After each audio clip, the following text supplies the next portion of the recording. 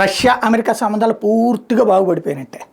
Russia దగ్గర నుంచి oil కొనుక్కోబోతున్నారు, రష్యాలో పెట్టుబడులు పెట్టబోతున్నారు, రష్యాలో పెట్టుబడులు అమెరికాలో రాబోతున్నాయి. రాబోయేటువంటి రోజులు ఇద్దరి మధ్యన సంబంధాలు బలపడబోతున్నాయి.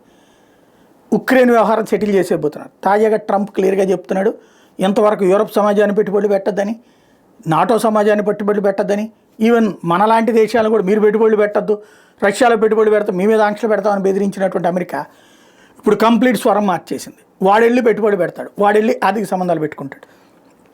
రష్యాతో ఆర్థిక సంబంధాలు మెరుగుపరుచుకుంటామని ట్రంప్ ప్రకటిస్తున్నాడు. అంటే అమెరికా వాడి పెత్తందారి ధోరణి చాచి చంపుచ్చుకుని కొట్టాలి. వాడు ఒక అధ్యక్షుడు కలుస్తాను రెండంటే ఆడ వెనకాల తిరగాల, ట్రంప్ అన్నాడు కాబట్టి. ఇంకొక అధ్యక్షుడు వచ్చేట మీరందరూ ఆడితే వెళ్ళడానికి లేదు, మీ మీద ఆంక్షలు పెడతామంటే పడాలి. అమెరికా ఆధిపత్య ధోరణికి చరమాంకం పలకకపోతే ఇట్లాంటి దిక్కుమాల వ్యవహారాలు చాలా చేస్తుంది.